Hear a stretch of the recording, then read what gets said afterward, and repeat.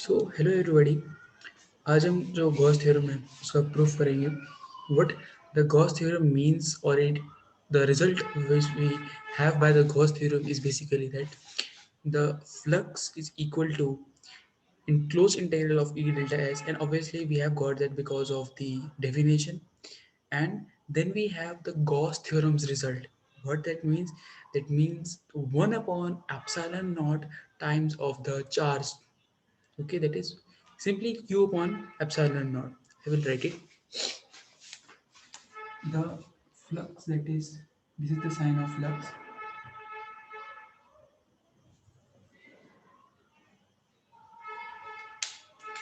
which is equal to the closed integral. This is the size of sine. Actually, this is not. What we will do is, this is the sign of closed integral. All right, the closed integral, and then we have E delta S, where E is the electric field, and delta S. What delta S is that the surface area,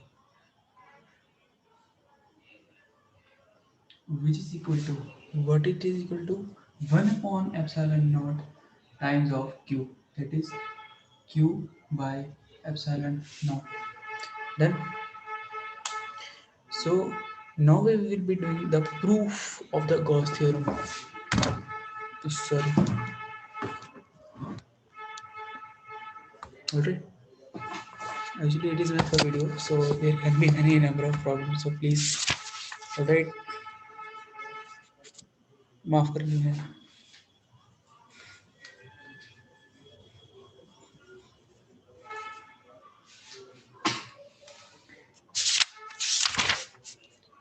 Firstly, we will do the very basic or the very basic or the very simple derivation of the Gauss theorem. Now, as per the competition, अगर मैं competition के basis पूछ रही तो competition के basis पे क्या है, आपको एक बार बस फॉर्मूला याद होना चाहिए, कोशिश करनी है उसके, वो हो गया आपका. बट सीबीएसई में जो है वो डेरिवेशन डेरिवेशन पूछते हैं. क्यों डेरिवेशन? यार एज अ साइंटिस्ट यार होना चाहिए कि यार अपने मन में आपको मतलब दे रहे हो डेरिवेशन तो आपको पता होना चाहिए वो अपने कैसे दी है. सिंपल है, यही है मतलब कि क्यों डेरिवेशन एग्जिस्ट करती है. So now we study the derivation.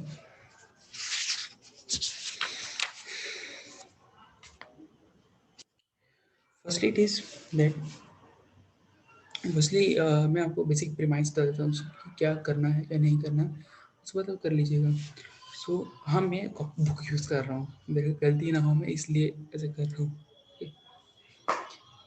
पहले हम एक स्फेरिकल बॉल लेंगे, ये एक स्फीयर लेंगे, उसके एक हम स्मॉल एरिया ले लेंगे, जैसे डीएस हो गया, हम स्मॉल एरिया के ले रहे हैं, वॉल ले रहे हैं. एक बड़ा बेसिक क्वेश्चन है, उस पर हिट कर रही है इलेक्ट्रिक फील्ड, उसी पे हिट कर रही है, दैट उस इलेक्ट्रिक फील्ड जो है सरफेस पे ले रहे हैं हम, डी इसलिए एज्यूम कर रहे हैं. सेकेंड आ गया हमारे पास कि हमने यहाँ पे इलेक्ट्रिक फील्ड कैलकुलेट करनी है, which will obviously be equal to q one q naught upon four by epsilon naught r one upon r square. Then we are having the flux definition of the E delta S. E delta S हमने E की value निकाल ली, delta S की value जो है obviously एक surface area है उसका, sphere का सरफेस एरिया का कितना होता है, sphere volume four by three pi r cube के बराबर होती है. ऑन द अदर हैंड जो हमारे पास जो क्या नाम है उसका सरफेस एरिया है, वो उसके किसके इक्वल होता है, फोर पाई आर स्क्वेयर के. देन और अगर ये अपना फोर पाई आर स्क्वायर के बराबर होता है क्लोज या फिर कर्व सर्फेस एरिया की, close surface area curve surface area, it doesn't mean is not defined in the case of the sphere. जब हम इसको डालेंगे तो फोर फोर कट जाएगा एक दूसरे से, जो एप्सिलॉन सॉरी क्या नाम है पाई पाई जो है वो भी एक दूसरे से कट जाएगा. एंड देन हमारे पास जो है बेसिक जो है हमारे पास क्या नाम है उसका फॉर्मूला है, एन की epsilon is equal sorry flux is equal to q by epsilon naught, वो हमारे पास आ जाएगा. अब ये तो मैंने बकवास की थी, सिंपल मैं बता दूंगा यार कि ऐसे भाषण नहीं बचानी तो इसको लिखो, ये पता है इलेक्ट्रिक फील्ड ई से है, एप्सिलॉन नॉट परमिटिविटी है, ये है तो मैं क्यों लिखूँ, सिंपल. बस वही लिख रहा है कि एक स्फेरिकल बॉल में स्फेरिकल बॉल में हाँ सिर्फ ये तगड़ा मेरा, मैं सभी तगड़ा बना लेता हूँ. बट अभी तो यार एक ये डी एस दे दिया हमने, ये हमारे पास एक पॉइंट है। अच्छा, मैं एक और चीज़ बता दूँ यार, आपको अगर पता हो तो पता ही होगी ऑब्वियसली, नहीं पता तो कोई बात नहीं, मेरे को कोई चीज़ नहीं पता है, 11th में मैंने गूगल किया, कुछ पता ही नहीं, थर्मोडायनेमिक्स, ऑर्गेनिक केमिस्ट्री कुछ नहीं पता मेरे को। So live in that mind, ये अगर आप रिंग लो ना, उसमें अगर एक चार्ज हो, सॉरी, अगर एक रिंग है आपके पास, और उस रिंग में अगर आप मेजर कर रहे हो ना, क्या उस इलेक्ट्रिक फील्ड, तो फॉर्मूले के हिसाब से आपके पास की कंडीशन में फॉर्मूला यही होता है यार, P vector upon 4 pi epsilon naught R square plus A square का under root three, sorry raised power 3/2। ठीक है, तो अगर आप इसके लिए आप मेजर करने बैठो ना, तो यार वही है सिंपल कि अगर ए जो है बहुत छोटा है, लेकिन शॉर्ट डाइपोल एग्जिस्ट करता है, ये कट जाएगा, ये इसे ये आ जाएगा, ये इसे ये चल जाएगा, वो आर क्यूब आ जाएगा, यानी कि उसके लिए पॉइंट्स ऑफ फिगर एक्ट करने शुरू हो जाता है eight an exit condition.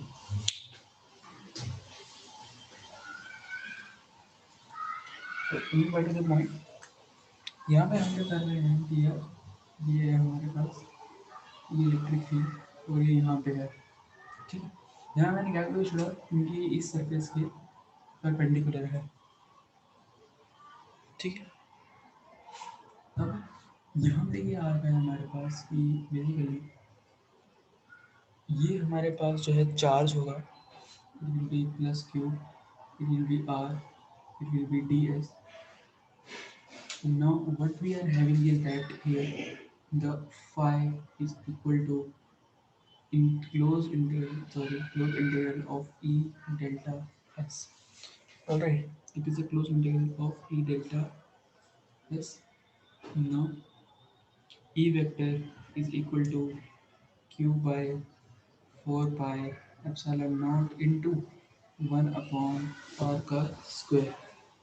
Alright, whereas delta S is equal to ds for this small area. I'm not talking about the whole sphere, but I'm talking about the छोटा सा ds. So putting 1 and 2 in the equation A, we have phi is equal to E, sorry, not E, but it is Q by 4 pi epsilon naught r square into ds closed integral. This will imply Q phi is equal to Q by 4 pi epsilon naught into 1 upon r का square into 4 pi r square. Now you will be asking that why it is. I had taken out this whole value out of the integral because r is fixed. Basically r is fixed. क्योंकि अब क्या करके बोल रहे हो आप, radius same होगा ना, मैं इस पूरे में 360 डिग्री घूमूँ, सॉलिड एंगल के से भी 360 डिग्री घूमूँ, फर्क ही नहीं पड़ेगा कोई, डीएस में फर्क पड़ेगा। इतना सा लो, ये पूरी कंसिडर करो, जो कि मैंने यहाँ पे किया भी है, तो इसकी लिमिट क्या आ जाएगी, from 0 to 4 pi r square. यहाँ पर आप देखोगे, मैं इसको पूरा मिटा देता हूँ ताकि ये साफ सुथरा दिख जाए।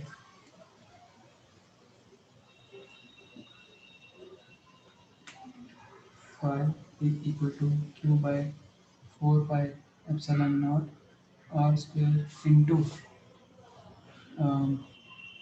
4 pi r square pi pi 4 यहाँ पर हमारे पास क्या बच गया, एक q बचा है और एक epsilon naught बचा है।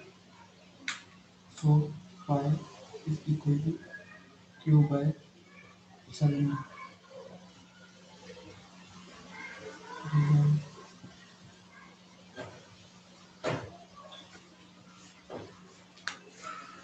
Thank you.